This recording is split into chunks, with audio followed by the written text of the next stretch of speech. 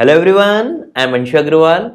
और आप में से किसी के भी, चाहे कैट हो चाहे आईपीएम, कोई भी एग्जाम हो, उसमें जितने भी परसेंटाइल आए हैं या आने वाले हैं, ठीक है, उसके रिस्पॉन्सिबल सिर्फ आप हो। ये बात अगर आपको समझ में आ गई तो आप आगे किसी भी एग्जाम में बहुत अच्छे परसेंटाइल ला सकते हो, बस छोटी छोटी कुछ कमियों को दूर करके। ठीक है, तो आज के वीडियो में हम उसी बारे में बात करेंगे कि किस कारण से हमारे परसेंटाइल कम आते हैं, हम किन चीज़ों का ध्यान नहीं रखते, है ना। और हम दूसरों पे जबरन के वो करते हैं कि यार मेरे इसके कारण कम परसेंटाइल आए, उसके कारण मेरे कम परसेंटाइल आए, है ना। तो आपके भले ही 99 प्लस परसेंटाइल आ रहे हो चाहे 59 प्लस परसेंटाइल आ रहे हो, इस पूरे के रिस्पॉन्सिबल आप खुद हो। ठीक है, तो अब ये कैसे होता है, ये पूरी चीज़ें मैं आपको इस वीडियो में समझाता हूँ। और कुछ चीज़ों का ध्यान रखोगे, डेफिनेटली आपके परसेंटाइल इंक्रीज हो जाएंगे।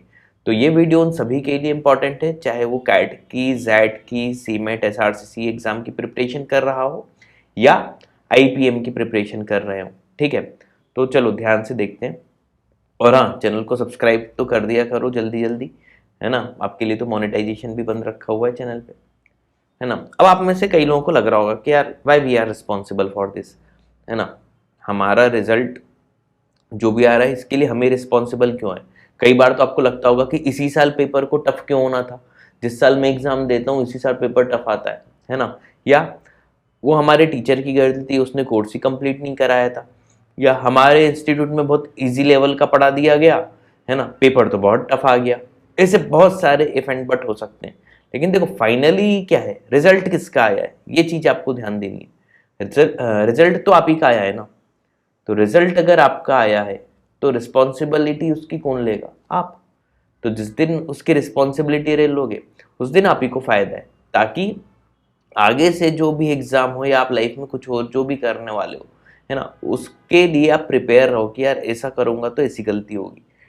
ठीक है, चीज समझ में आ गई। तो देखो, एक चीज ध्यान रखना, जो भी रिजल्ट आए, चाहे अच्छा चाहे बुरा, ऐसा नहीं कि बुरे के लिए आप रिस्पॉन्सिबल हो, अच्छा रिजल्ट आएगा उसके लिए भी आप रिस्पॉन्सिबल हो। ठीक है, तो आप कोई भी इंस्टीट्यूट जाते हो, चाहे मेरे से पढ़ रहे हो चाहे किसी और इंस्टीट्यूट से पढ़ रहे हो, है ना, आपका बहुत अच्छा रिजल्ट आया, 99 प्लस परसेंटाइल आ गए, 100 परसेंटाइल आ गए, तो भी वो आप ही की मेहनत के कारण आए। इसमें मैंने अलग से कुछ नहीं किया या किसी और इंस्टीट्यूट ने कुछ नहीं किया, आपने मेहनत की थी, है ना। आपने सारे नोट्स अच्छे से बनाए थे, आपने अच्छे से रिवाइज किया था, आपने मॉक टेस्ट अच्छे से दिए थे, इसलिए आपके 99 प्लस परसेंटाइल आए।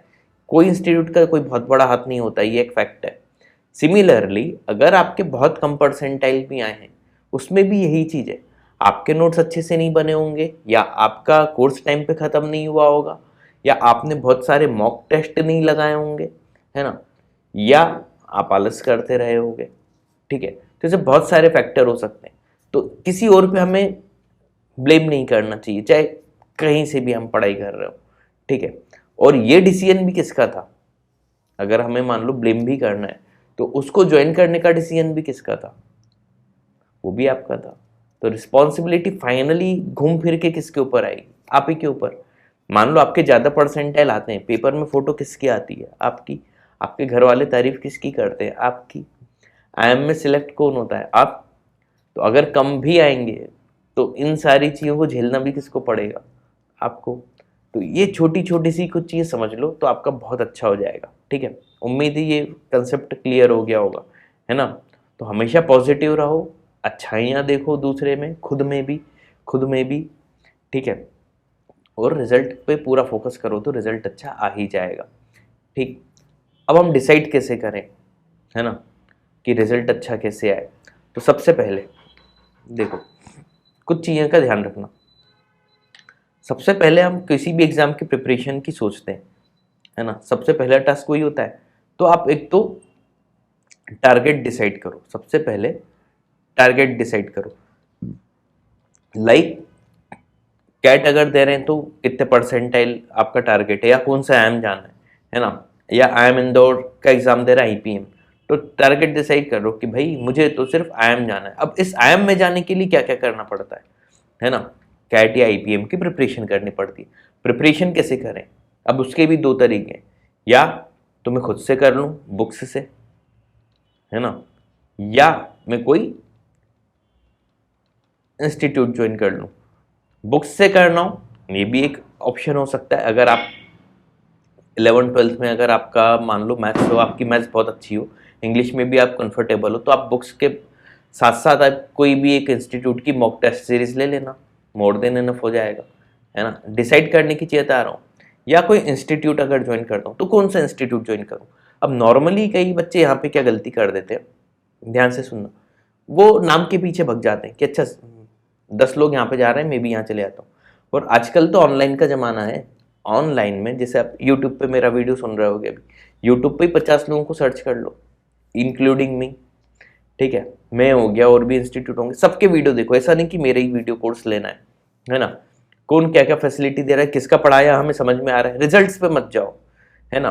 अब नॉर्मली जैसे मैं अपने चैनल की बात करूं, 900+ वीडियोस हैं, बाकी के भी बहुत सारे वीडियोस होंगे, तो एक या दो वीडियो देख के डिसाइड मत करो कि यार मुझे ये ज्वाइन करना है, या रिजल्ट देख के। आपको जो पढ़ाने वाला है ना, उसके पढ़ाने के तरीका अगर आपको समझ में आता है, उसको ज्वाइन कर लो, है ना। आपको लगता है कि इसने सब कवर कराया होगा, ज्वाइन कर लो, ठीक है। तो बस ये चीज ध्यान रखना, आप जिसकी शक्ल देख रहे हो, मतलब शक्ल या ब्रांड देख रहे हो, ऐसा बोलना चाहिए, आपको वही पढ़ा रहे हैं कि उसके नाम पे कुछ और लोग पढ़ा रहे हैं, या आपकी फैकल्टी कहीं ऐसी तो नहीं कि वो खुद ही कैट के कॉम्पिटेंट ना हो और आपको कैट का या आईपीएम का पढ़ा रही हो। ये सब छोटे छोटे से फैक्टर आपको डिसाइड कर लें ज्वाइन करने से पहले, ठीक है। अब एक बार फीस दे दी तो उसके बाद फिर आप कुछ ना कर सकते, ठीक है। तो आप ये सब ज्वाइनिंग के पहले देखो, नहीं तो जबरन मेंटल परेशानी होगी और उसके अलावा और कुछ नहीं होगा, ठीक। तो ये सब चीज़ें डिसाइडिंग फैक्टर होते हैं कि आप ये सब चीज़ें देखो, बहुत सारे फैक्टर हैं आजकल ऑनलाइन में, ठीक है। प्लस एक चीज़ हमेशा ध्यान रखना, कोई भी एग्ज़ाम हो उसके एटलीस्ट 3 मंथ बिफोर यहाँ पे आपका कोर्स खत्म हो जाना चाहिए। तो अगर अब आपका इंस्टीट्यूट नहीं करा पा रहा तो ये आपकी जिम्मेदारी है, आपको खुद से करना है। क्योंकि नॉर्मली जैसे मैं कैट की भी बात करूं, कैट अगर नवंबर एंड में होता है ना, तो मेरा तो पर्सनल मानना रहता है कि अप्रैल एंड या मई एंड तक मैक्सिमम कोर्स खत्म हो जाए। फिर जून जुलाई अगस्त सितंबर अक्टूबर नवंबर 6 महीने, इधर तो फिर भी 3 लिखा है ना। 6 महीने में मेरी कोशिश रहती है कि बच्चा सिर्फ और सिर्फ मॉक टेस्ट दे, ठीक है। सिमिलरली अगर आप आईपीएम की प्रिपरेशन भी कर रहे हो तो इस बार 23 मई को है आई थिंक, है ना। मेरा उसमें भी मानना रहता है कि दिसंबर एंड तक कोर्स खत्म हो जाना चाहिए। या अभी जो लोग मेरा वीडियो देख रहे हैं उनके लिए मेरी सजेशन है, अगर अभी तक नहीं हुआ तो भी कोशिश कर लो कि जनवरी एंड तो ऑलमोस्ट हो गया, कम से कम फेब एंड तक तो कोर्स खत्म कर ही लो। हाँ, जो फ्रेशर हैं उनको मेरी सजेशन रहेगी कि आप लोग 12th के एग्जाम पे ही अभी ज़्यादा फोकस करो। अपार्ट फ्रॉम दिस आप एक एक घंटा रोज निकाल लो आईपीएम के लिए। बाकी हाँ, एक जनरल बात करूँ तो आप किसी भी कॉम्पिटेटिव एग्जाम की तैयारी करो, कम से कम 3 मंथ बिफोर आपका कोर्स हो जाना चाहिए। यानी लास्ट के 3 मंथ ऐसा होना चाहिए कि आपको कुछ पढ़ना ही ना पड़े, आपको सिर्फ और सिर्फ टेस्ट ही टेस्ट देने और कुछ नहीं करना, है ना। समझ में आई।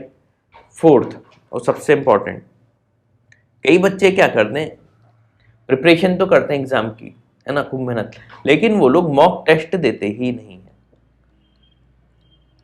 ठीक है। तो मॉक टेस्ट किसी अच्छे इंस्टीट्यूट का ही लेना जहां ज्यादा से ज्यादा बच्चे हों, या बहुत सारे टेस्ट आपको सेक्शनल वाइज भी देने को मिले और नेशनल लेवल या फुल लेंथ टेस्ट सीरीज भी देने को मिले, ठीक है। तो ये सब छोटी छोटी सी चीजें अगर आप पहले से ही डिसाइड कर लोगे और इस हिसाब से तैयारी करोगे तो मैं गारंटी से बोल रहा हूँ कि आपके परसेंटाइल अच्छे आएंगे। फिर आप ये नहीं बोल सकते कि यार हमारे साथ ही ऐसा क्यों होता है, ठीक। तो उम्मीद है आज का वीडियो आपको पसंद आया होगा। Thanks for watching this video.